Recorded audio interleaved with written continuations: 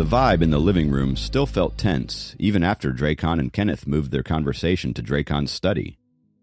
Jacob and Sophie stepped into the kitchen and greeted Helen and Jacob's grandmother Louise, who were busy cooking. Since dinner wasn't ready yet, Helen asked Jacob and Sophie to go upstairs and hang out in her room till dinner was served. They promptly went upstairs and sat down comfortably. Sophie stepped inside the attached bathroom and changed into denim shorts and a floral white t-shirt with pink flowers printed on it. Jacob hid his blush as he saw her. She looked adorable. "I'm going to play some online video games with my friends. Do you want to read meanwhile?"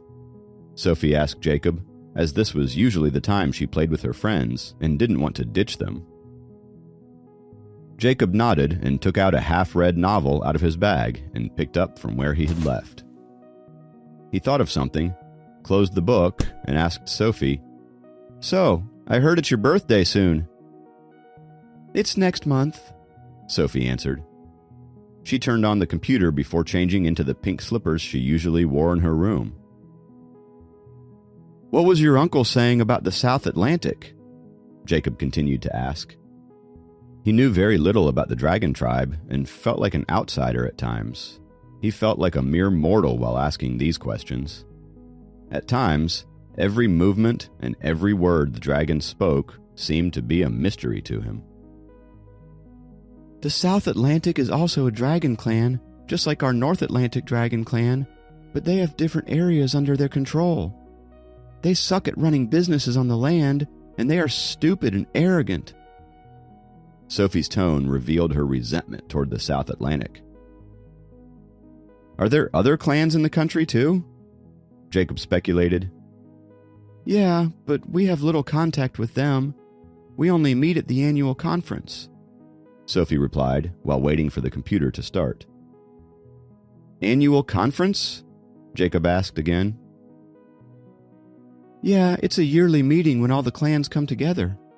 Besides the annual conference, there are also biannual Dragon Tribe meetings. This stuff is more complicated than you can imagine. However, it's none of my business, and my dad takes care of it," she said. The game flashed on the computer screen, and Sophie jumped onto her chair and grabbed the mouse. She was no longer in the mood to educate Jacob on the dragon world. Jacob didn't want to ask any more questions either. He knew he must get used to it gradually, since things, just like Sophie said, were more complicated than he had imagined. From Sophie's short answers, Jacob learned that Dracon was running the North Atlantic Dragon Clan and thus had a lot on his plate. No wonder he was busy all day long, and his younger brother, Kenneth, exceeded him in cultivation levels. As the Dragon King's wife, Helen was also a busy woman. Only Sophie, cherished by all, was the most stress-free and happiest one. Nobody had let her feel any pressure about the clan's functioning for even a single day. When the throne is passed down to her, she will have to shoulder all of the responsibilities, and Jacob would also have to do the same. Sitting in the reclining chair and looking at Sophie, who was busy playing the online game, Jacob mused to himself, "I need to be capable enough to rule this dragon clan along with Sophie. No wonder everyone expects me to be a good cultivator." After thinking for a while, he picked up his novel again and started reading it to kill time. The clock ticked away and dinner was soon ready. "Soph, Jacob, come down for dinner," Helen called out to them, standing at the foot of the stairs. "Coming," Sophie and Jacob answered and got up at the same time and went downstairs together. "Where is Uncle Kenneth?" Climbing down the stairs, Sophie saw that her uncle wasn't there. "He had to go back to finish up some business," Helen said, with a helpless expression on her face.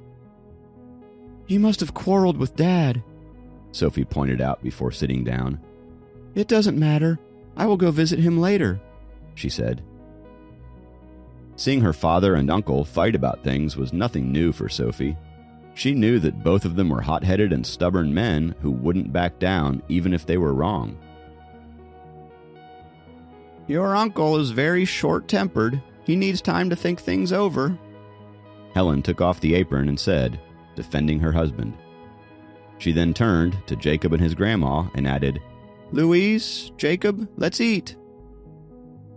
Well, Jacob's grandma sat down and said, I've stayed here for too long. I'm sorry for the trouble I have caused you, she said. No trouble at all. Louise, you have helped me a lot. I love having you here, Helen said warmly.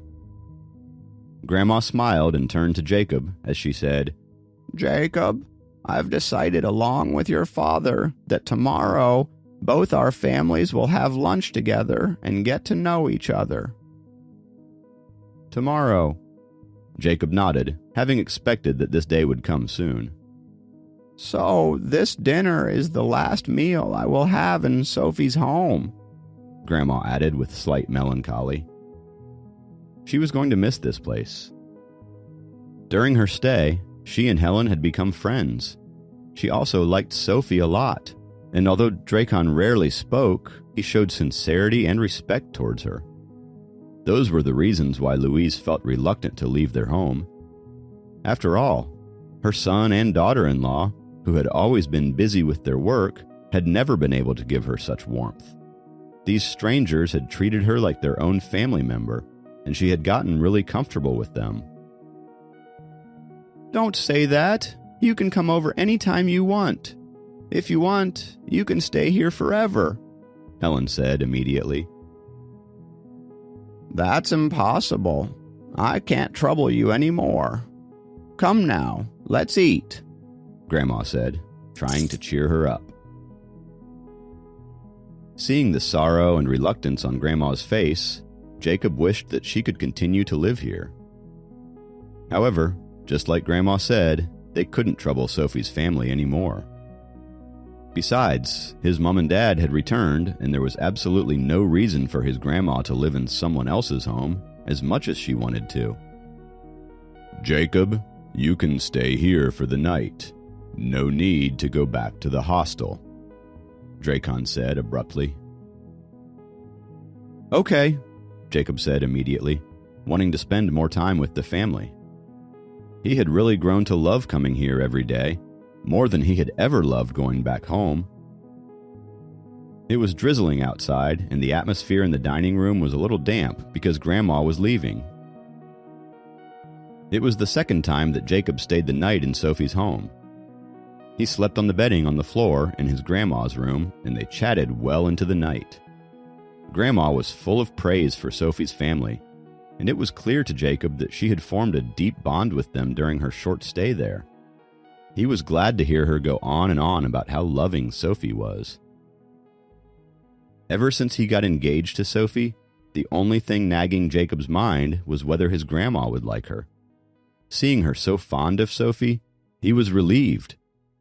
His grandmother's approval was all that mattered to him. The next day was Saturday, and it was a sunny day. Helen had reluctantly packed for Grandma while still trying to change her mind about leaving. Grandma wanted to stay with them, but she also felt uncomfortable staying any longer. To show her gratitude, she had asked her son to book a reservation at the best restaurant in the city. The lunch was scheduled for 12 p.m. According to the plan, Jacob's parents would drive to Sophie's home to pick up Grandma's bags before going to the restaurant together for lunch. However, Jacob's parents didn't show up at 12. Grandma, who had been restless all morning, couldn't wait any longer and called her son. Soon, she was informed that they were delayed and would arrive soon. Therefore, they all sat in the living room and waited. Jacob's grandmother was a little embarrassed in front of Sophie's family as her son was so late. Punctuality mattered a great deal to her, and she was annoyed. Half an hour passed, and Jacob's parents still hadn't shown up. Grandma, who had been trying to appear calm, became agitated. Louise, take it easy. The traffic must have delayed them, Helen comforted her. Jacob was getting impatient too. Sophie's family put off everything for this lunch and waited for his parents, but they just wouldn't show up. He was more anxious than his grandmother, since he knew that they weren't making an ordinary person waiting for them. This was the Dragon King they were about to have lunch with, and they were late. Another half hour passed. As Grandma was about to call again, a white Ford arrived at the door. Jacob's father, in a deep blue suit, and his mother, in a long dress and a matching color, came out of the car and hurried over hand in hand.